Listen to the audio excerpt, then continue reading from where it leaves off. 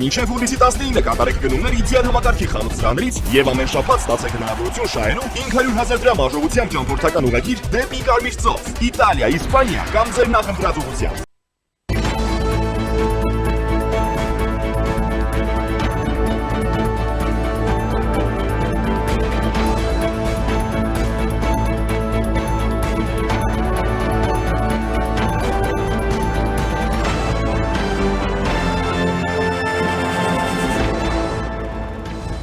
Սահմանադրական դատարանը պատրաստվում է ընտրության արդյունքների քննարկմանը, Հայաստան դաշինքն էլ պահանջում դատավոր Սեդա Սաֆարյանի մասնակցությունը դատավարությանը անհնարին ճանաչել։ Հանրապետության վարչապետ Փաշինյանի Ռուսաստան այցի շուրջ որևէ հստակություն դեռ չկա, միաժամանակ Մոսկվան սպառնում է Երևանին հապկում զրկել ձայնի իրավունքից։ Անվտանգության խորհրդի քարտուղար Արմեն Գրիգորյանը Լեհաստանում մասնակցելու է Ուկրաինայի վերականգնման համաժողովին։ Հայկական Ծիրանի առաջին խորհրդանշական խմբականակը հասել է Եվրամիություն, կառույցի ընդլայնման հարցերով հանձնակատար Մարտակոսն էլ պատրաստվում է Երևան այցին։ Փոխադարձ վիրավորանքներ ու ծեծկրտուկ, Երևանի ավագանու նիստը թեժ է անցել։ Բարի օր, դուք դիտում եք առաջին լրատվականը, ես Ժիրայր Ոսկանյանն եմ, ուղիղ եթերում մեկնարկում ենք կարևոր թեմաների քննարկումը։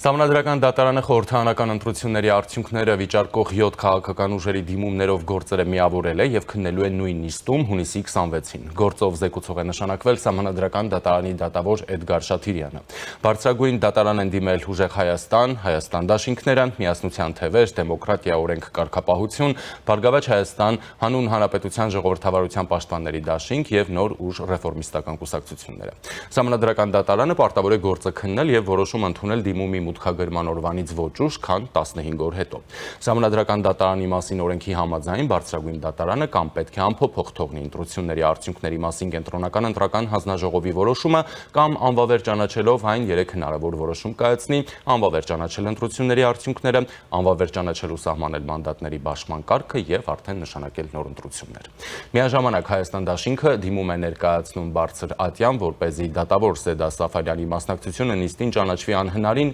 կողմնակալության հիմքով։ Սեդա Սաֆարյանը 2021 թվականի խորհրդարանական ընտրություններում ընդգրկված էր Շիրինյան Բաբաջանյան ժողովրդավարների դաշինքի ցուցակում։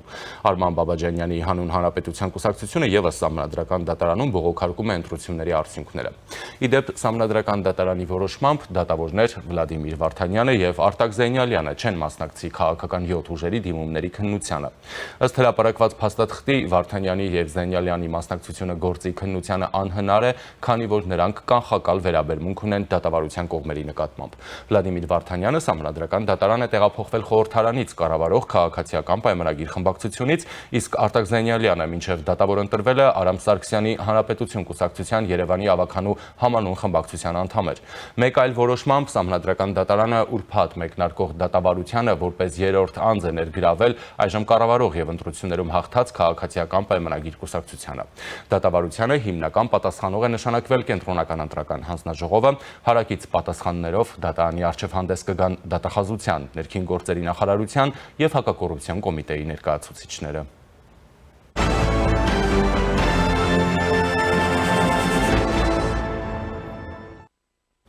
Երևանի ավագանու նիստն է թեժ անցել, հնչել են փոխադարձ վիրավորանքներ ու բանը հասել է բռունցքներին։ Քաղաքական ուժերը ելույթներում համապետական ընտրությունների արդյունքներն էին քննարկում, որից հետո էլ սկսվեց ծեծկրտուքը։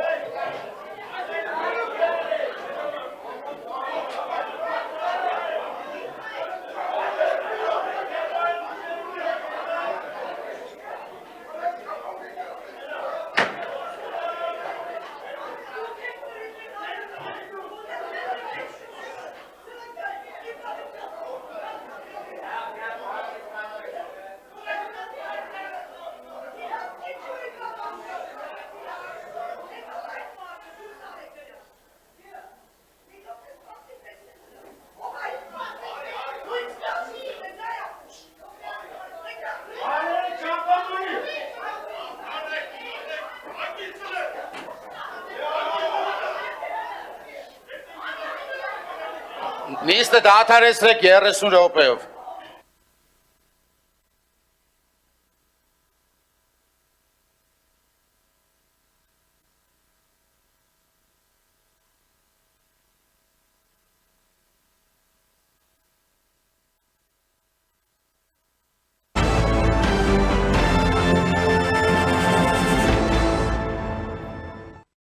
Իրավապահներն էլ առավոտյան մտել էին Իշխան Սաղաթելյանի տուն։ Հայաստան խմբակցության պատգամավոր Գեղամ Մանուկյանի խոսքով իրեն եւ փաստաբան Սերգեյ Հարությունյանին թույլ չեն տվել մտնել ներս։ ՀՅԴ Գերագույն մարմնի ներկայացուցիչ ազգային ժողովի պատգամավոր Իշխան Սաղաթելյանի բնակարանում քրեական վարույթի շրջանակում են կատարվել քննչական եւ վարույթային գործողություններ, հայտնել են քննչական կոմիտեից։ Ժամանակին նորմալ հոդվածներով էին գալիս, հիմա մի քիչ ծիծաղելի հոդվածներով են եկել, ինչ որ վարույթի շրջանակներում խուզարկություն էին իրականացնում ԴՀԿ-ի պահանջները չկատարելու ինչ որ անհասկանալի բանով։ Լրագրողների հետ զրույցում նշել է Հայաստան խմբակցության պատգամավորը Իշխան Սաղաթելյանը, անդրադառնալով վաղ առավոտյան իր տան խուզարկությանը։ Նա նշել է, որ առգրավել են տան զարդերը կանխիկ գումար։ Սա վերջին տարիներին հերթական ապօրինի հետապնդումն է, հերթական ապօրինի գործընթացը։ ԴՀԿ-ին ներգրավել են այս process-ի մեջ, ԴՀԿ-ն ինչ որ ապօրինի պահանջներ է ներկայացրել։ Այդ շրջանակներում դիմել ենք վարչական դատարան զուտիմ տարական իրավունքները պաշտպանելու համար։ Այս ընթացքում էլ շատ արագ դատախազությունը գործ է հարուցել, ուղարկել քննչական, որ վարույթ նախաձեռնեն, ասել է նա, հավելելով, որ գործը նոր է հարուցվել վերջին մի քանի օրերին։ Եվ այժմ զրուցելու եմ Հելսինկյան քաղաքացիական ասամբլեայի Վանաձորի գրասենյակի ղեկավար Արթուր Սաքունցի հետ։ Բարի օր։ Ողջույններս։ Պարոն Սաքունց, սկսենք Սահմանադրական դատարանից, որը ուրբաթ օրը կարևոր, այսպես ասենք, քննության է պատրաստվում։ Ինչպես նշեցի, Արտակ Զենյալյան, Վլադիմիր Վարդանյան չեն մասնակցելու ընտրության արդյունքները վիճարկող կամ անվավեր ճանաչելու պահանջով դիմաց քաղաքական ուժերի դիմումների քննությանը եւ Հայաստան Դաշինքն էլ պահանջում է նաեւ Սեդա Սաֆարյանի մասնակցությունը բացառել էլի կողմնակալության հիմքով, հա։ Մինչ այս բացառման գործընթացներին գալը առհասարակ Սահմանադրական դատարանից ինչ այսպես ասենք, հա, ինչ որոշում է պետք ակնկալել, որը կարող է գոհացնել բոլորին, որովհետև մի իրավիճակ ունենք, որտեղ այսպես ասած արմատական ընդդիմությունը, որը դիմել է անվավեր ճանաչել, այնտեղ ասում են խախտումներ, ընտրակեղծարարություններ, վարչական ռեսուրս եւ այլն, պետք է անվավեր ճանաչվեն արդյունքները, դիմել է օրինակ նույն հանուն հանրապետությունը, որը իրեն դիրքավորում է ժողովրդավարական բլոկի ուժերի կողմից, ելի անվավեր ճանաչել, բայց համակարգային ընտրակեղծարարության, ապօրինի ուղղորդումների, ընտրության վրա ազդեցությունների հիմքով եւ ունենք իշխանություն, որը չի դիմում Սահմանադրական դատարան, ընդունում է արդյունքները, բայց միաժամանակ պնդում ձևավորվող ընդդիմությունը ընտրություններով լեգիտիմ չէ։ Այսինքն լեգիտիմության կասկած բոլորն են հայտնում։ Կուզենայի նախ աչքաթող չանել Սահմանադրական դատարանի որոշումը դատարանի երկու անդամների գործի քննությանը, հա, բացառելու վերաբերյալ որոշման, ինչի համար, որովհետև սա հենց այն կարևոր հարցն է, որի մասին մենք ժամանակին միշտ բարձրաձայնել ենք, որ կուսակցության անդամին դատական իշխանությունում եւ նաեւ Սահմանադրական դատարանում որպես տեխնացու առաջադրույց պետք է հրաժարվել։ Իսկ առհասարակ Սահմանադրական մարմիններում կապ չունի։ Ես կենտրոնական հանձնաժողովի նախագահ։ Ես խոսքը գնում է, տեսեք, խոսքը գնում է դատական իշխանության կոնկրետ։ Եվ ապրի Սահմանադրական դատարանը, որ ինքը իր որոշմամբ է կասեցել, ակնհայտորեն, այսինքն ճանաչել է, որ իրենք չեն կարողանա չառնել, քանի որ եղել են կուսակցության անդամներ, որոնք մասնակցել են այս ընտրություններին։ Սեդա Սաֆարյանը, ճիշտ ասած, մի քիչ չունեմ այդ հստակ։ Սեդա Սաֆարյանը որ ընտրություններին մասնակցած որ քաղաքական ուժի Բաբաջանյան Շիրինյան 21 թիվ։ Հա, այդտեղ էլ կա արդեն, այսինքն, որովհետև հանուն, հա, համ բանը Շիրինյան, համ հանուն հանրապետության մասնակցեն, այդտեղ էլ նույն հարցը գալիս։ Եթե ցուցակով անցնում է, բայց հատկապես այդտեղ ցուցակի անցնելու չէ, այլ կուսակցության անդամության մասնակցել չեն, բայց ցուցակում չէ։ Վարդանյանն ու Զենյալյանը եղել են կուսակցականներ։ Խնդիրը սրա մասին է, որտեղ կուսակցությունը կարող է ցուցակում նաև ոչ կուսակցականին առաջադրել։ Ինչպես Սաֆարյանը։ Այո, բայց այդտեղ նույնպես եմ կրկնում, այդ Սահմանադրական դատարանը հետաքրքիր է ինչ որոշում կկայացնի։ Սա Սահմանադրական արդարադատության հետ կապված մեր տարիներ շարունակ մինչև 2018 թվականն էլ, 2018 թվականից հետո էլ այդ մոտեցման, սկզբունքային մոտեցման հետ կապված հարցի վրա է ուզում ուշադրություն դարձնել, որ հետագայում համանդական դատարանի կամ դատական իշխանության ուրեմն ներկայացուցիչի տեխնացուի առաջադրման հետ կապված զերծ մնալ կուսակցական անդամներին առաջադրելու այդ վարքագծից։ Սա միանշանակ, թեկուզ մի օր առաջ էլ դիմումը տան կուսակցությունից դուրս գալու կամ ընտրվելուց հետո կուսակցության անդամություն դադարեցնելու, այնուամենայնիվ ինքը խաթարում է դատական իշխանության սկզբունքը, անկողմնակալության, անաչառության սկզբունքին հակադիր է, հակասում է, սա մեկ։ Երկրորդը, ճիշտ ասած, մի քիչ դժվարանում եմ հիմա որոշակի կանխատեսում անել, թե ինչ կընդունի սահմանադրական դատարանը, որտեղ ես հիշում եմ սահմանադրական դատարանի կողմից անկախությունից հետո տարբեր բողոքների քննարկման պրակտիկան։ Եթե նայենք, սկսած 1996 թվականին, հետո 2003 թվականին, 2008 թվականին Վստահության հանրակրվե անեն։ Ներողություն, պրակտիկայով սահմանադրական դատարանի կողմից չի եղել երբևէ մի դեպք, երբ որ սահմանադրական դատարանը դիմումների հիման վրա որոշել է, որ ասենք ընտրությունները չեղալ հայտարարել կամ գտնել, որ խախտումները այն ծավալի են, որոնք ազդել են քվեարկության արդյունքների վրա։ Բացառությամբ իհարկե դուք հիշատակեցիք 2003 թվականի սահմանադրական դատարանի որոշումն էր, որ 1 տարի հետո անցկացվի վստահության հանրակրվե, որը վերաբերում էր Ռոբերտ Քոչարյան, Դեմիրճյան այդ մրցապայքարին, որ այդպես էլ չիրականացվեց եւ ավարտվեց 2004 թվականի ապրիլի 12-ի այդ Բաղրամյան պողոտայում այդ բռնությամբ խաղաղ ցուցարարների նկատմամբ, որի հետևանքով բոլորը ցակուցերիվ փախան։ Այնպես որ այստեղ կա հարց, թե որն է այն գնահատման այն սանդղակը կամ այն գործիքը, որով պետք է գնահատել, թե իրապես կեղծիքները կամ ընտրական խախտումները ունեցել են ազդեցություն, թե ոչ։ Մյուսը, որոնք ինչքան են այդ ընտրական խախտումների ծավալը, որտեղ մի բան է ընդհանրենք, օրինակ մեր դիտորդական առաքելությամբ մենք ունենք մեր տեսակետը, որ այո, վարչական ռեսուրսներ օգտագործվել են, բայց վարչական ռեսուրսները օգտագործումը համակարգային բնույթ չի ունեցել։ Վարչական ռեսուրսը օգտագործել է եւ այն համայնքներում, որոնցում, տեսեք, նախընտրական հանդիպումների ժամանակ վարչական ռեսուրս օգտագործվել է։ Այն համայնքները, որ ընդդիմության ներկայացուցիչներն են եղել, մեծամասնություն տեղել են օգտագործվել, համայնքային ձեռնարկություն, որտեղ որ ԿՊ-ն որպես տեղել են օգտագործվել։ Այնպես որ այստեղ թող իրար հետ որոշեն, թե որինն է կամ հաջորդ այդ վարչական ռեսուրսները ինչքանով են ասել քվեարկության արդյունքների վրա, որտեղ քվեարկության օրը մենք չենք արձանագրել այն համատարած բերման ենթարկելու առանձին 1-2 դեպք եղել է, որ կանխվել է մեր դիտորդների կողմից ահազանգելուց հետո, երբ որ մեքենայով մարդկանց են բերել։ Բայց այդպիսի մի երևույթ, որ ասենք թե մարդկանց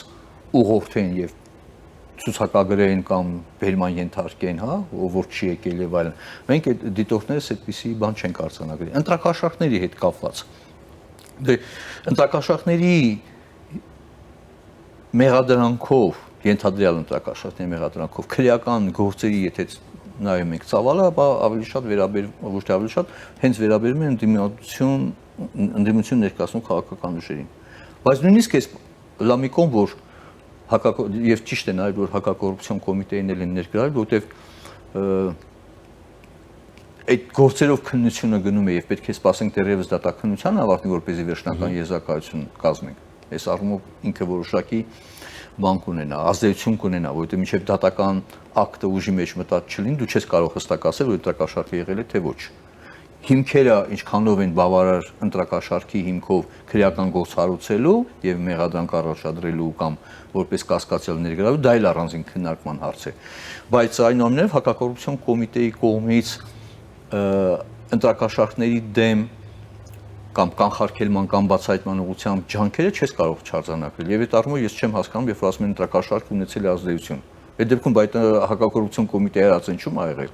Այսինքն չի ունեցել, որից է կանխարգելի նշանակություն, դու սա գալիս, որ իրավապահ մարմնի գործողությունը կանխելու կամ բացահայտելու, այսինքն երբ որ դու քրեական գործ ես հարուցում, ինքը այդ հատկապես այդ ժամանակահատվածում պետք է ունենա ազդեցություն։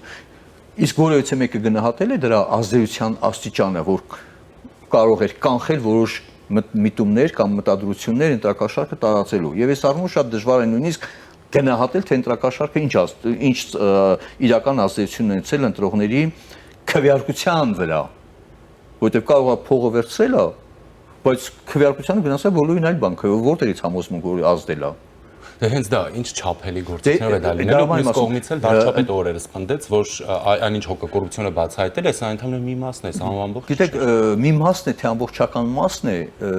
նման ձևակերպման հետ ես համաձայն չեմ, ավելի կարող եմ ասեմ անհիմն է։ Ինչքան ծավալի մասին, այսինքն դուք արդեն ունեք տեղեկատվություն, որ ընդհանրենք, օրինակ հիմա 1000 հոգու ընտրակաշառք են բաժանել, որից բացահայտվել, որից արձանագրվել է միայն 200-ը, չկա այդպիսի գնահատման թիվ։ Ինչքան որ բացահայտվել, այդքանի մասին կարող ես խոսես։ Ինչքան որ չի բացահայտվել, չբացահայտվածի մասին կամ չարձանագրվածի մասին, դու չես կարող դու գաղափար կազմես կամ դրա ենթադրես։ Ենթադրության վրա չես կարող ուրեմն պնդում անես։ Այս համատեքստում կենտրոնական ընտրական հանձնաժողովին են շատ մեղադրում, թե ինչու օրինակ երբ որ սկսվեցին այդ համատարած ձայնագրություններ եւ այլն, ինչու չկասեցրեց նույն ուժեղ Հայաստանի այսպես ասենք գրանցումը, ընդհանուր իշխանության ներկայացուցիչներ կան, որոնք ասում են, որ այո, իրենք դժգոհ են կենտրոնական ընտրական հանձնաժողովի այս աշխատելավոճից, դուրս է գալիս կենտրոնական ընտրական հանձնաժողովը բավականին գրագետ է գործել փաստորեն, այսինքն Եկեք, այս ընտրությունների հետ կապված չափելի ընտրախախտման հետ կապված չափելի միակ փաստը, որ մեզ կարող են ներկայացնել, դա 3 ընտրական տեղամասերում վերաքվեարկություն չնշանակելն էր։ Դա շատ հստակ չափելի է։ 3 ընտրատեղամասում քվեարկության արդյունքները զրոացվել են, չեղալ են հայտարարվել, եւ կենտրոնական ընտրական հանձնաժողովը պարտավոր էր նշանակել վերաքվեարկություն։ Շատ հստակ է։ Եվ այդ առումով բողոքարկման հիմքերը առավել քան արկա են, որտեղ ընտրողի այդ 3 տեղամասերում ընտրողի ընտրական իրավունքը խախտված է։ Քվեարկությանը մասնակցել են մարդիկ եւ իրենց քվեարկությունը զրո ազդեցություն ունի, տեղ ունի ընդհանուր ազգային ժողովի ընտրությունների քվեարկության արդյունքներում։ Այսինքն այդ 3 ընտրատեղամասի ընտրողների մասնակցությունը ժողովրդավարական պետությունում ժողովրդավարական որոշման կայացման մեջ զրոացվել է, չեղյալ է հայտարարվել։ Այս սա հիմնական չափելի մասն է, որը ես կարող եմ հստակ ասել, որ այդտեղ կա խնդիր եւ կենտրոնական ընտրական հանձնաժողովը հենց ընտրությունների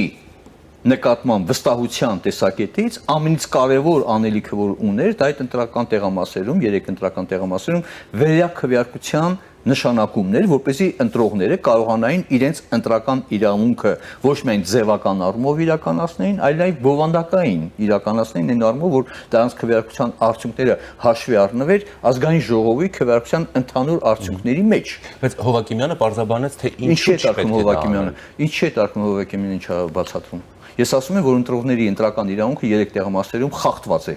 Սրա դեմ որևիցե մեկը ոչինչ չի կարող փաստարկվել։ Ընդ որևիցե ընտրական նորմերով կամ օրենսդրական նորմերով չի կարող դրա այդ փաստը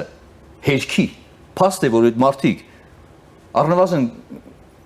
դե ամեն մի ընտրական տեղամասում միջև 2000, չէ՞, ասենք, լավ 1500, 4500 ընտրողի գումարած երևի թե զորամասերի բան ծիծառայողների ընտրողների ընտրական իրավունքը խախտված է ինչ նորմերի մասին հիշատակումը բովանդակային առումով խախտված է եւ կենտրոնական ընտրական հանձնաժողովը ջանքեր չի գործադրել չի կատարել այնպիսի մոտեցում որը նաեւ օրենսգրքով է սահմանված եւ կարող էր դա անել ինչու չի արել ինչու չի կարեւորել ընտրողների ընտրական իրավունքի վերականգնման հարցը սա չափելի է Լավ, հիմա մենք տեսեք կարծիքներ կան, որ լեգիտիմության որոշակի ճգնաժամի հետ գործ ունենք ընդհանուր առմամբ, հա, նաև ձեր մատնանշած խնդիրների հետ կապված։ Եվ ասում են ամենացանկալի որոշումը կլինի նոր ընտրություններ իրականացնելը, հա, այլ ոչ թե զուտ առանձին ինչ-որ որոշում է 3 տեղամասերի մասով կամ եւ այլն, այլ մի հատ նոր ընտրություններ ենք նշանակում եւ գնում ենք արդեն եւ այստեղ նաև նշում են շատ կարևոր հանգամանք, արդեն այս ընտրակաշառքի վերաբերյալ խոսակցություններն էլ բավականին արդեն այսպես ասենք ասենք կանխարգելված կլինի, ինչպես դուք նշեցիք, դե ասում են մարդիկ կանց ձերբակալում են, մեղադրանքներ են առաջադրում, մի մասի աչքն էլ կվախենա, եթե անգամ էլի ընտրակաշարք բաժանեն, եւ ավելի ստերիլ պայմաններում կգնանք նոր ընտրության։ Պարոն Ոսկանյան, եկեք մի հատ կարևոր հարց, որը քաջություն չունեն բոլորը ընդունելու։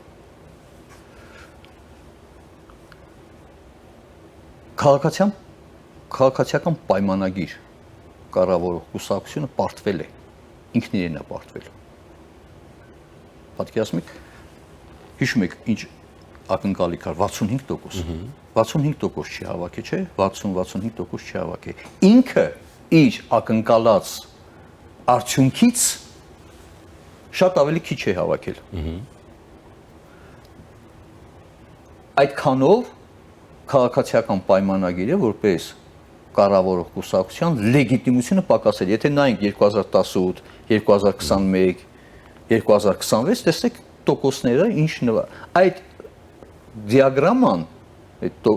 ենթադրենք 2018 թվականի հեղափոխությունից հետո էր դա այդ ամենաբարձր պիկն էր։ Հետո 2021 թվականին իջավ։ 2026-ին արդեն ոչ պատերազմական բան ավելի իջավ։ Այո, քաղաքացիական պայմանագրի կուսակցության, որպես կառավարող կուսակցության լեգիտիմության հեղափոխությունից հետո նվազման ակնհայտ միտումը կա։ Եվ այդ դաշտում այսպես կոչված անդիմադիր կուսակցությունները, որոնք իրենց արժեքային, իրենց մոտեցումներով, դիրքորոշումներով որևէ ընդհանրություն չունեին Թավշյա հեղափոխություն իրականացած քաղաքացիների սպասելիքների բավարարման առումով նրանք օգտվեցին իշխանության կողմից ժողովրդավարական բովանդակային բարեփոխումներ չանելու հետևանքով լեգիտիմության պակասից։ Եվ այդ առումով ես ասում եմ, ոչ թե քաղաքացիական պայմանագիրը պարտվել է այդ ուժերին, այլ պարտվել է քաղաքացիների մոտ իր լեգիտիմության այդ նվազման այդքան չափով, որը պարարտ հող ստեղծեց, որպեսզի այդ մնացած ուժերը եւ դեպասեն, որ այդ ժողովրդավարական արժեքների կամ ժողովրդավարական ինստիտուտների եւ դրանց կարողությունների, թվում դատական անկախ իշխանության դատարանից բողոքում են։ Բայց կներեք, այդ դատարանի բողոքելու պատճառները եւ դա այն որ պետք է բարեփոխումներ իրականացվեր եւ դա մեռանք ասելով, չէ, վեթինգ ասածը։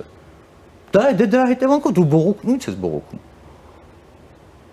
Հասկանալ չէ, այսինքն այստեղ մենք պետք է արձանագրենք, որ այո, լեգիտիմության պակասը իշխանության պայմանավորված է իր կողմից այն հանձնառությունների չկատարմամբ, որի նկատմամբ ակնկալիքներ ունեին հեղափոխություն իրականացած քաղաքացիները եւ դրանից դժգոհության այդ մասով օգտվեցին այսպես կոչված ընդդիմություն, որոնք ես քաղաքական առումով ընդդիմություն չեմ համարում, որտեղ Հայաստանի Հանրապետության քաղաքական օրակարգում առաջնային են։ Դուք լսել եք այդ ձևի բանավեճ։ Եվրոմիություն, Հայաստան, ՍԵՊԱ պլյուս անվտանգության ծրագրի հետ կապված, թե որն է լավագույն տարբերակը եւ լավագույն ծրագրային առաջարկները դա իրականացնելու համար։ Հայաստան ԵՄ կամ ԵՄ Հայաստան վիզաների ազատականացման ճանապարհային քարտը, որն է առավել լավ բարեփոխումների, վերաբերյալ առաջարկություններ, ով լավ առաջարկություն է ներկայացնում։ Անվտանգության ապահովման որ մեխանիզմներն են, չէ՞։ Դա ընդհանրապես անվտանգության ապահովման հետ կապված սպառնալիքներ, եթե մենք չունենք պատերազմը, եթե իրենք եղնեն 300,000 ադրբեջանցիներ, այսինքն սպառնալ ընտրողներին բան է, հիբրիդային այդ սպառնալիքների ես հիմա առաջ անգամ կարող եմ ինձ թույլ տալ, երբ որ արդեն ընտրությունների արդյունքները կենտրոնական ընտրական հանձնաժողովի կողմից արդեն ամփոփված են, արդեն ես կարող, եթե գիտեք, այնպես կարելի է ջարդել քաղաքացիական պայմանագիր կուսակցությանը իր վերցած հանձնառությունների չկատարման համար, որոնք այդ ընդդիմություն կոչվածի համար օրակարգային նշանակություն չունեին։ Հասկանում եք, նրանք ընդհակառակը օգտվում են այն բանից, որ այդ հանձնառությունը չի կատարել, բայց ոչ թե բովանդակային առումով դեմ են, որ չի կատարել։ Այդ պետությունը ուզում է զավթեն։ Թե չէ եթե լիներ ժողովրդավարական արժեքներով, հա, հիման վրա ոչ թե Կրեմլի ուղակի ցուցումով եւ Կրեմլի որպես փրկության միակ ուղակի այդ միտումով քաղաքական այսպես կոչված շարժում։ Ես դες հստակ եմ ասում։ Քաղաքացիական պայմանագիրը իր պարտավորությունները ժողովրդավարական բարեփոխումների, իրավական պետության ձևավորման, ուղղությամբ հանձնառությունների սոցիալական արդարության վերականգնման ուղղությամբ այդ պահանջը, որ Թավշյա հեղափոխություն իրականացած քաղաքացիները դրել էին պետության իշխանության առջև, չկատարելու համար քննադատության մի ամբողջ դաշտ կա։ Ինչու համար, որովհետև իրենք էլ էին դժգոհ այդ իրավիճակից, երբ որ ասում է դատական իշխանությունում կներեք կոռուպցիան, այդ դուք արեք դա ուղղակի խոստովանություն է, որ մենք չենք արել, բայց չառնելու համար պատասխանատվությունը դրա համար ձայները քիչ է ստանում։ Հասկանում եք ոնց է։ Այնպես չի որ հիմա ասեք թե բան ընտրակաշարքի վրա մի բան արեք, հա, այդ ընտրակաշարքն էլ է հետևանք։ Եվ որ դու կոռուպցիայի դեմ հետևողական զերո հանդուրժողության պայքար չես բղում, հանրային մտածողության մեջ ձևավորում է, որ կարելի է ինչ-որտեղ օգտագործել ոչ օրինական մեթոդները։ Կուսակցությունների ֆինանսավորման թափանցիկության հարցը մեռանք ասելով, այդ ինչից եք դժգոհում։ Գործիքակազմը եթե ձևավորված լինեիք, լսեիք, կունենայիք նաև դրա կանխման նաև հնարավորությունը։ Բայց ռուսական ալիքները օրը ցերեկով բան եք անում, շարունակում եք թույլատրել, առանձին հաղորդում եմ ասում, ընդհանրապես այդ ալիքները հեռացակումը, հետո ասում եք թե բանա, հիբրիդային հարձակումներ։ Կներեք այդ հիբրիդային հարձակումներ սպառնալիքների աղբյուրը, որը Կրեմլն է, դրա պաշտոնական բոլոր բաները, հեռարձակումները ազատ թույլ է տալիս։ Ումից ես դժգոհում։ Ումից ես դժգոհում։ Քո չարացի համար դու ումից ես դժգոհում։ Դրա համար եմ ասում, կարելի է ուղղակի եթե մի հատ տենց դրված լիներ այդպիսի խնդիր, ուղղակի այլընտրանքը այնպիսին է, որ կամ պետության ամբողջ ինքնիշխանություն եւ անկախությունը պետք է պաշտպանես, արդեն այդ դուրս էր գալիս այդ օրակարգը մեր համար կենսական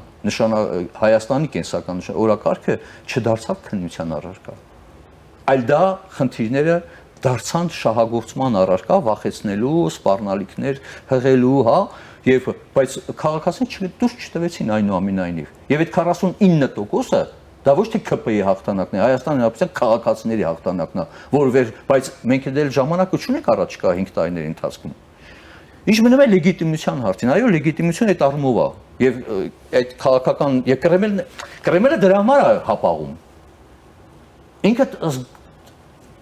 ելնում այն դու կողքից նայում են 60, հա, քանի 8 ձայնից իջնելու ավելի քիչ, այսինքն այդ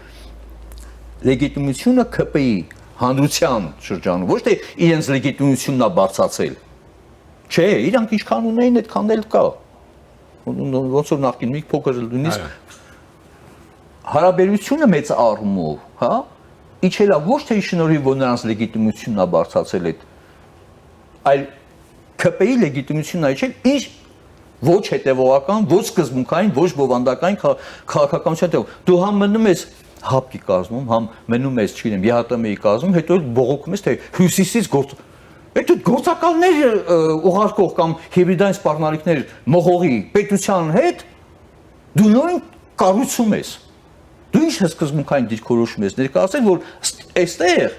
այդ կենտրոնից աջակցություն ստացողները ներսում զսպվածություն ունեն, որ չէ, գիտեք, սա լեգիտիմ չի համարվում։ Դու լեգիտիմ ես համարում քո անդամությունը Հայաստանի, բնականաբար դրանով լեգիտիմացում ես նաև նման ուժերի այդ գործիքակազմ իրանց ուզած ձևով գործիքակազմից օգտվելու հնարավորությունը։ Ումից ես դժգոհում։ Ումից եք դժգոհում։ Եվ այս առումով իհարկե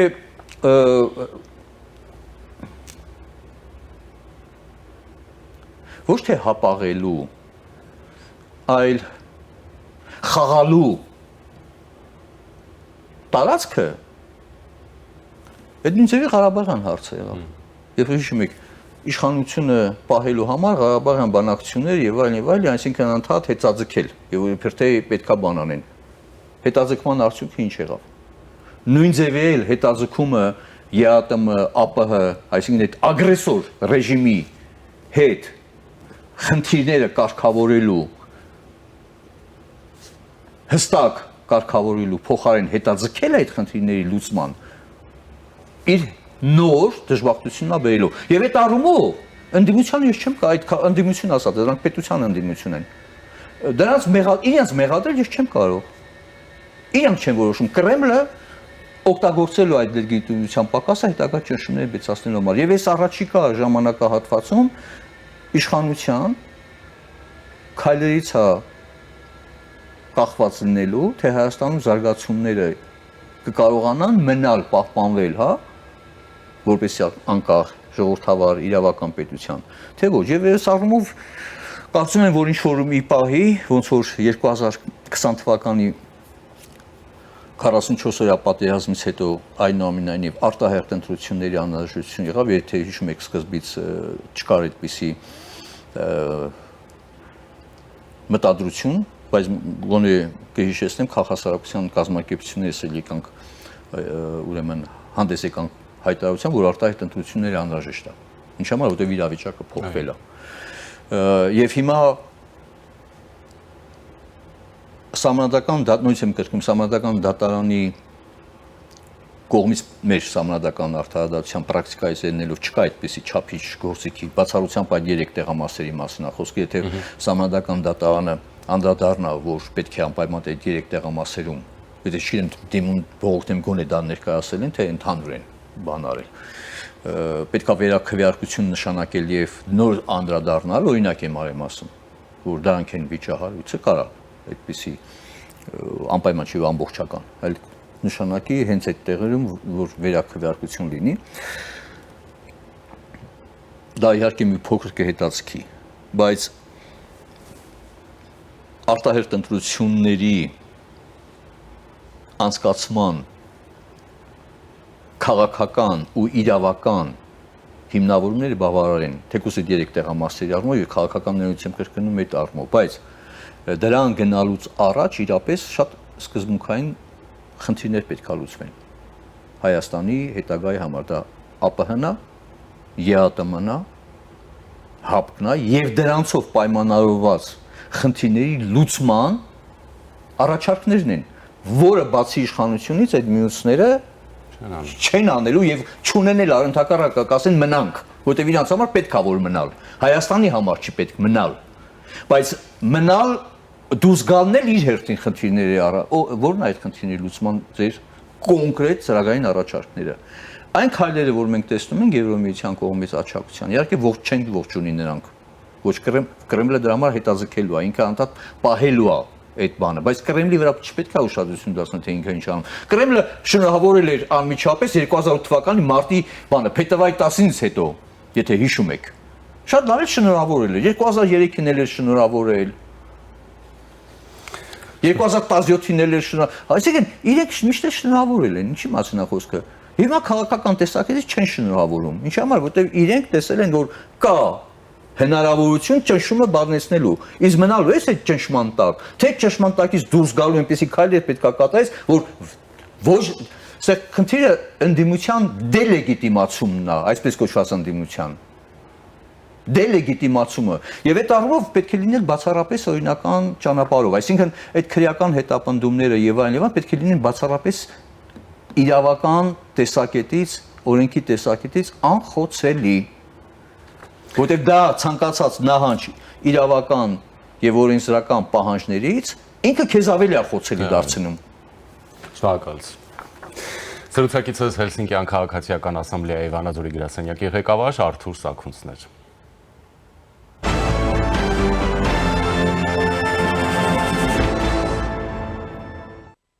Անվտանգության խորհրդի քարտուղար Արմեն Գրիգորյանը հունիսի 24-ից 25-ին աշխատանքային այցով կլինի Լեհաստանի Գդանսկ քաղաքում, հայտնում են Անվտանգության խորհրդի գրասենյակից։ Գրիգորյանը մասնակցելու է Ուկրաինայի վերականգնման համաժողովին։ Ուկրաինայի վերականգնման համաժողովը ամենամյա միջազգային հանդիպում է, որը կազմակերպվում է Ռուսաստանի Ուկրաինայի դեմ պատերազմի հետևանքով երկրի վերականգնման ու վերակառուցման հարցերը քննարկելու համար։ Համաժողովին մասնակցում են Ուկրաինայի գործընկեր երկրներ, միջազգային կառույցներ, ֆինանսական հաստատություններ ու մասնավոր ընկերություններ։ Հայաստանը համաժողովին առաջին անգամ մասնակցել է 2024 թվականին Բեռլինում փոխարտգործնախարար Վահան Կոստանյանի գլխավորությամբ։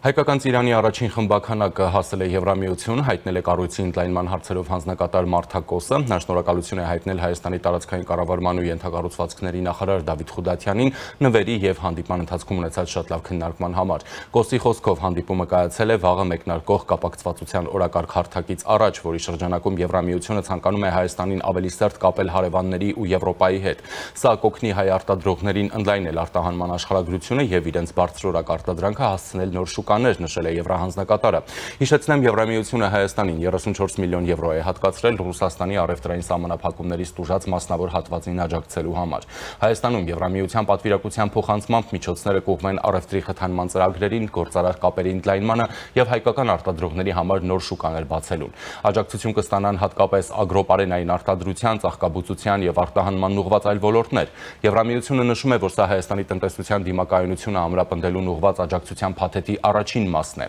Հուլիսի 5-ին Մարտակոսը կայցելի Հայաստան համագործակցության հետագա քայլերը քննարկելու համար։ Միաժամանակ ռուսական կողմից աղմուկը չի դադարում։ Ռուսաստանի արտգործնախարարության պաշտոնական ներկայացուցիչ Մարիա Զախարովան հայտարարել է, որ Ռուսաստանը, Բելարուսը, Ղազախստանը եւ Ղրղըզստանը ցանկանում են, որ Հայաստանը որքան հնարավոր է շուտ որոշում կայացնի ԵԱՏՄ-ին ու Եվրամիությանն անդամակցելու վերաբերյալ։ Նա ընդգծել է, որ պատահական չէ, որ ԵԱՏՄ 4 առաջնորդների մայիսի 29-ի համատեղ հայտարարությունում ընդգծվել է Հայաստանում հնարավորինս շուտ ազգային հանրաքվե անցկացնելու անհրաժեշտությունը։ Նրա խոսքով սա Հայաստանի սահմանադրությամբ նախատեսված միակ մեխանիզմն է երկրի վերազգային միջազգային կազմակերպություններին անդամակցության վերաբերյալ որոշումներ կայացնելու համար։ Զախարովան հավելել է, որ հայտարարությունը նախատեսում է Ռուսաստանի, Բելարուսի, Ղազախստանի եւ Ղրղըզստանի կառավարությունների կողմից համատեղ զեկույցի պատրաստում, որը կվերլուծի ստեղծված իրավիճակը 2026-ի դեկտեմբերին կայանալիք Եվրասիական տնտեսական բարձրագույն խորհրդի նիստի համար, եւ նման աշխատանք անպայման իրականացվելու է, նշել է նա, հավելել, որ Հայաստանը մնում է Հավաքական անվտանգության պայմանագրի կազմակերպության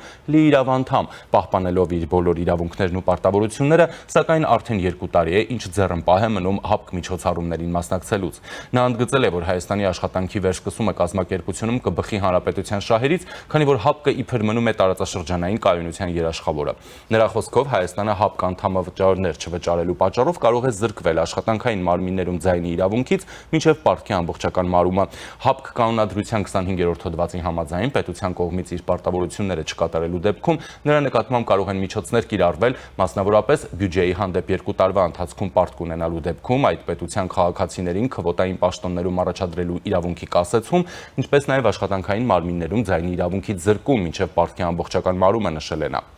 Հայաստանի վարչապետ Նիկոլ Փաշինյանի Մոսկվա այցի շուրջ որևէ հստակություն դեռ չկա, ՏԱՍՍ գործակալությանը տված հարցազրույցում ասել է Ռուսաստանի նախագահի օգնական Յուրի Ուշակովը։ Հայաստանի վարչապետը ավելի վաղ հայտարարել էր, որ պայմանավորվածություն է ձեռք բերել Ռուսաստանի նախագահի հետ, որ համաձայն հունիսի 7-ի ընտրություններից հետո ինքը մեկնելու է Մոսկվա Վլադիմիր Պուտինի հետ հայ-ռուսական հարաբերությունների ներկայվիճակը քննարկելու նպատակով։ Լրագրողների հետ զրույցում Ուշակովը այսօր նաև ընդգծել է, որ Հայաստանի շուրջ տեղի ունեցող զարգացումների նպատակը Ռուսաստանի մասնակցությամբ գործող ինտեգրացիոն միավորումներին հարվածելն է։ Պատրանքներ են ձևավորվում,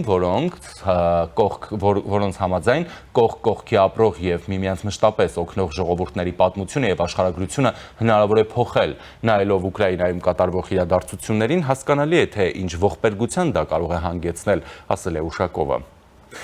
Եվ այժմ զրուցելու եմ միջազգային հարաբերությունների փորձագետ Գեորգի Թումասյանի հետ։ Ողջույն, պարոն Թումասյան, շնորհակալություն միանալու համար։ Բարև ձեզ։ Եվ այսպես, պարոն Թումասյան, գանք, այսպես ասենք, ռուսական սպառնալիքներից, այլի ուկրաինական համատեքստն են հիշում, թե ինչերի է դա հանգեցնում, երբ օրինակ Եվրամիությունը օգտագործելով Երևանին իբր փորձում է հարվածել այն ինտեգրացիոն միավորումներին, որոնց անդամակցում է նաև Ռուսաստանը, մյուս կողմից ասում են ՀԱՊԿ-ից ձայնի իրավունքում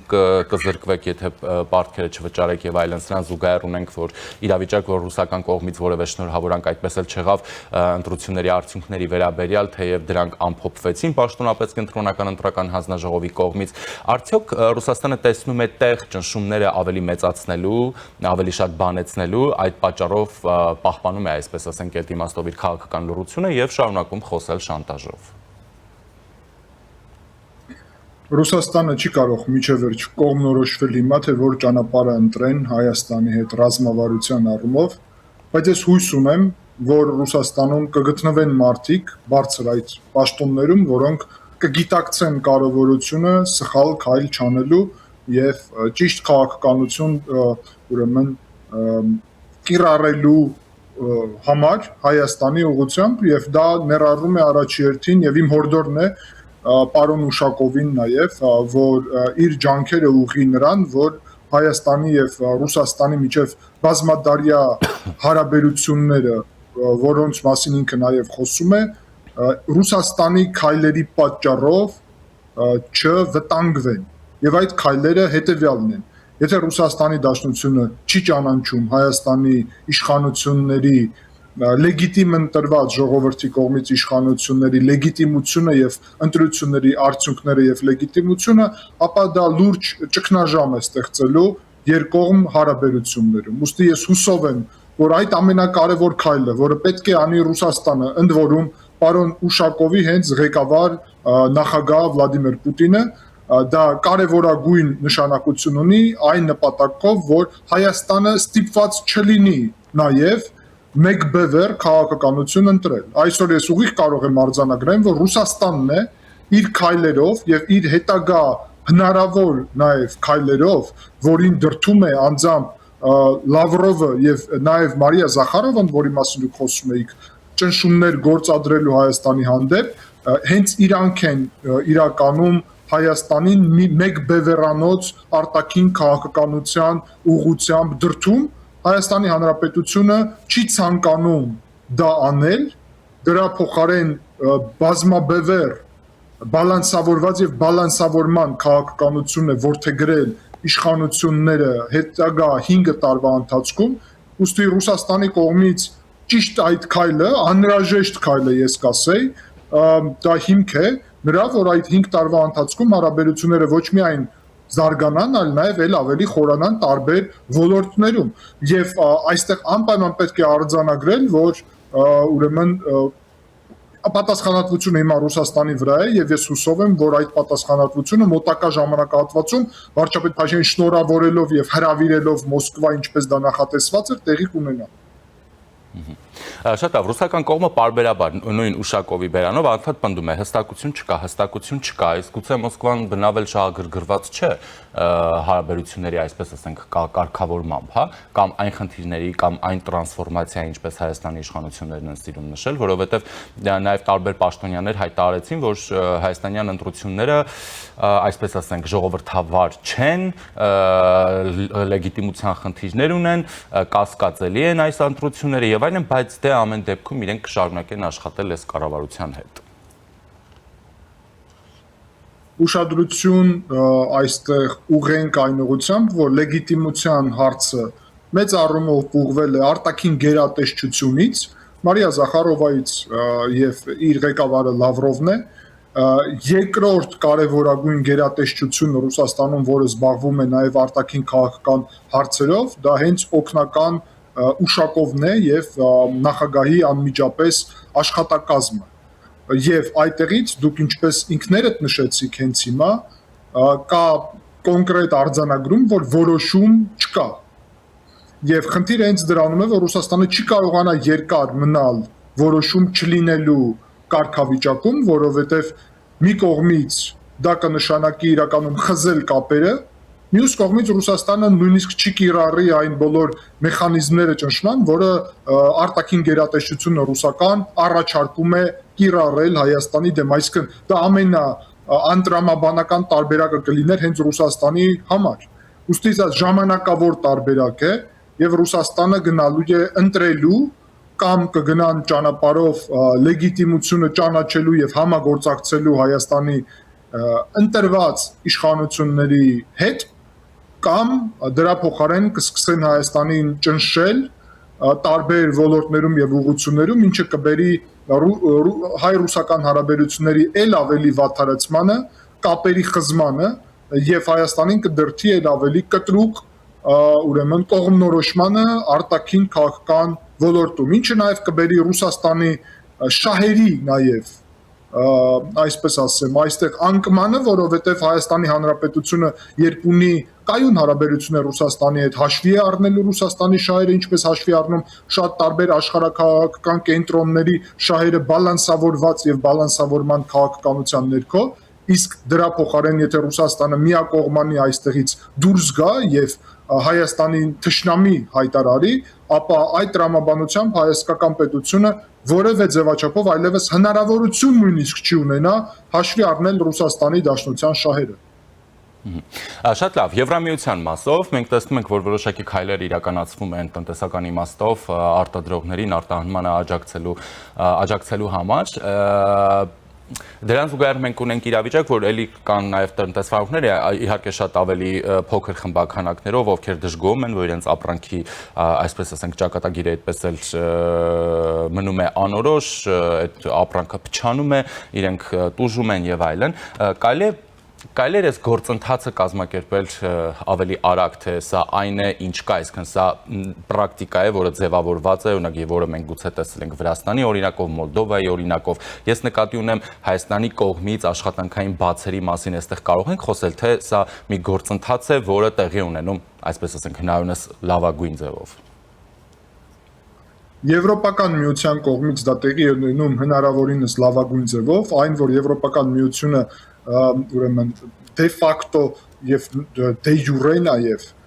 Եվրասիական տնտեսական միության անդամ պետությանը Հայաստանին համար իր շուկան բացեց եւ փաստացի դե ֆակտո տվեց DCFTA Հայաստանին, սա աննախադեպ է, սա տեղի ունեցավ աննախադեպ արագությամբ։ Ասեմ ձեզ, որ ես ինչպես Բրյուսելում գտնվող Եվրոպական իրազեկման կենտրոնի գիտաշխատող ամիսներ առաջ իրանց հորդորում էի պատրաստ լինել արագ գործել եւ ես գոհ եմ ամբողջությամբ Եվրոպական միությունը նաեւ իր աշխարհակական քարշը ցույց տվեց, որովհետեւ շատերը կասկածում են կկարողանա արդյոք Եմեն մեծ կառույց է այդքան արագ գործել, այսինքն Եմեն բավականին էֆեկտիվ գործեց։ Մյուս հարցը, որ տարիներ շարունակ մենք հորդորել ենք տարբեր հասարակական քաղաքական գործիչները, որ Հայաստանի կառավարությունը շատ ավելի ակտիվ քաղաքականություն եւ էֆեկտիվ քաղաքականություն վարեր եվրոպական չափանիշներին մոտեցնելու համար տնտեսությունը եւ տնտեսական դիվերսիֆիկացման ուղղությամբ։ Այդտեղ պետք է գովել իշխանությանը, որ տրանսպորտային եւ լոգիստիկ ուղիների ուղղությամբ քայլեր իրոք արվել են եւ դա շատ կարեւոր է, այդ թվում Բաքու-Թբիլիսի ախալքալաքի Կարս երկաթուղուն միանալը խոսքին, Գյումրի-Կարս երկաթուղու ծրագիրը, որը ակտիվ քննարկվում է, բայց հայկական ներքին չափանիշներին, հայկական արտադրողի արդյունքը, որ համապատասխանի, այս ուղղությամբ կարծում եմ եւ կառավարությունն էլ դրա մասին խոսում է, որ բավարար չի արվել, ուստի հիմա պետք է շատ ավելի արագ դա արվի, որ հայկական մթերքը, հայկական արտադրանքը առհասարակ համապատասխանի Եվրոպական միության բավականին բարձր չափանիշներին։ Շատ լավ, սրան զուգահեռ մենք տեղեկությունը հաղորդեցինք, որ Անվտանգության խորհրդի քարտուղարն է մեկնում Լեհաստան, Ուկրաինայի հարցով, Ուկրաինայի վերականգնման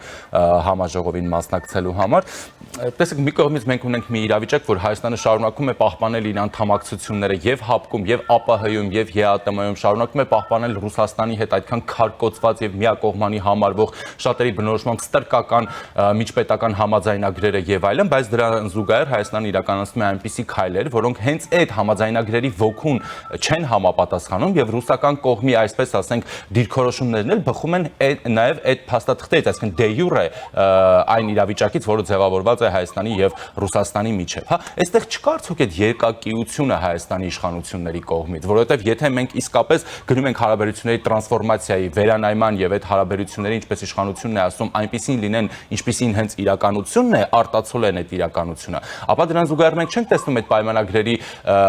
սրբագրումներ, փոփոխություններ, չեղարկումներ կամ այլ մի բան, հա, դրանք ոնց կան, այդպես էլ շարունակում են պահպանվել, այսինքն Հայաստանը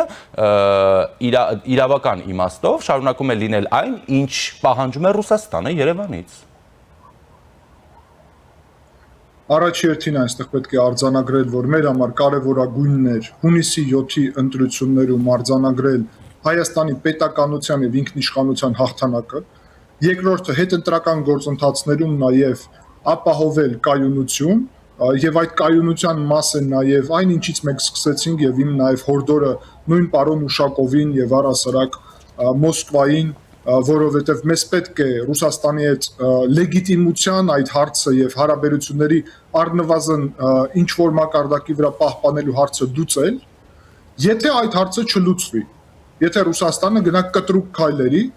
Լավրովի կողմից առաջարկված, ապա ակնհայտ է, որ Հայաստանը կլքի ոչ միայն ՀԱՊԿ-ը պաշտոնական, այլ նաև ազգային ժողովի նախագահ Ալեն Սիմոնյանը խոսել էր նրա մասին, որ Հայաստանը այդ դեպքում կլքի նաև Եվրասիական տնտեսական միություն։ Եվ իհարկե դա կվերաբերի արդեն երկկողմ պայմանագրերի վերանայմանը, դա վերաբերվում է շատ եւ շատ ռազմավարական հարցերին, ներառյալ ռազմակայանը։ Բայց եթե Ռուսաստանը գնա այն ճանապարհով, որը մենք առաջարկում ենք, ինքնիշխան Հայաստանի հարգման ճանապարհով, ապա իհարկե այդ տրամաբանության ներքո մենք արձանագրում ենք, որ ՀԱՊԿ վերադառնալ Հայաստանը որևէ դեպքում չի կարող եւ չի պատրաստվում, տեխնիկական առումով ՀԱՊԿ-ի լքելու հարցը միևնույնը կմնա օրակարգում, բայց Եվրասիական տնտեսական միության եւ ուրիշ պայմանավորվածությունների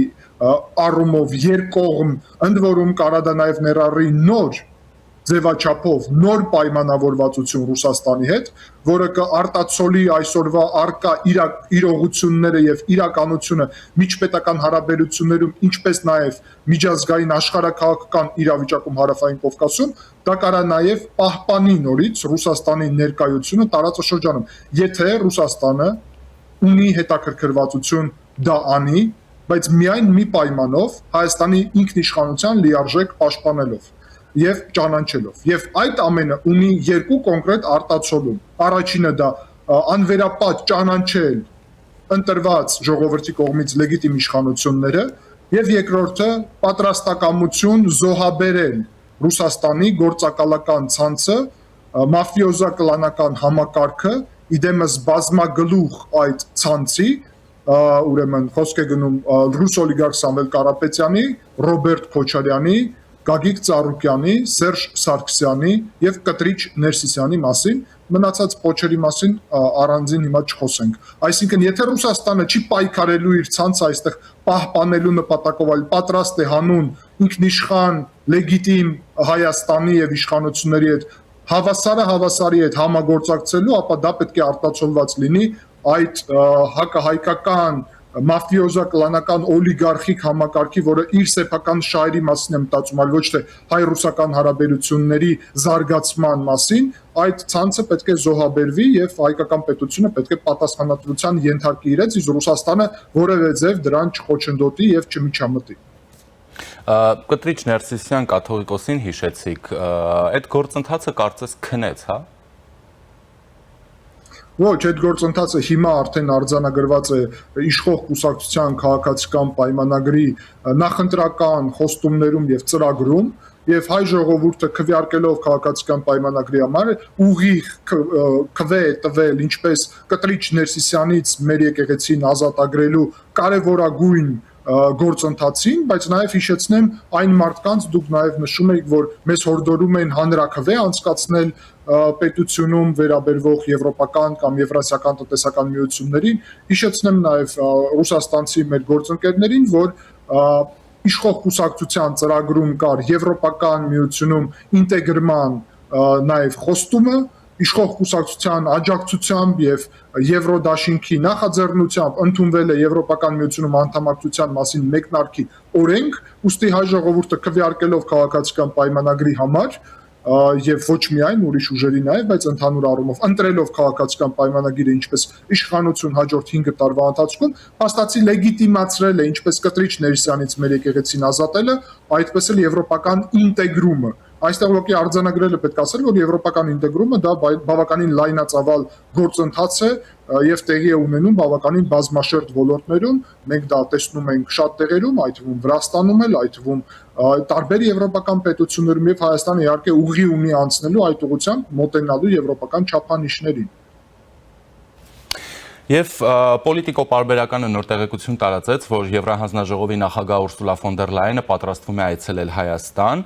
Նրա հետ պարբերականի տեղեկություններով պատվիրակության կազմում է լինելու նաև Եվրամիության ընդլայնման հարցերով հանձնակատար Մարթա Կոսը, ինչպես գիտենք, պաշտոնապես հայտնել են, որ Մարթա Կոսը Երևանում է լինելու հուլիսի 5-ին։ Պարբերականը նշում է, որ այցը դիտարկվում է որպես բարձր մակարդակի աջակցության ազդակ Հայաստանի վարչապետ Նիկոլ Փաշինյանին նրա ղեկավարած քաղաքական ուժի հունիսին կայացած խորհրդարանական ընտրություններում տարած հաղթանակից հետո։ Եվրոպական կողմի շահագրգռվածությունը համաձայն այս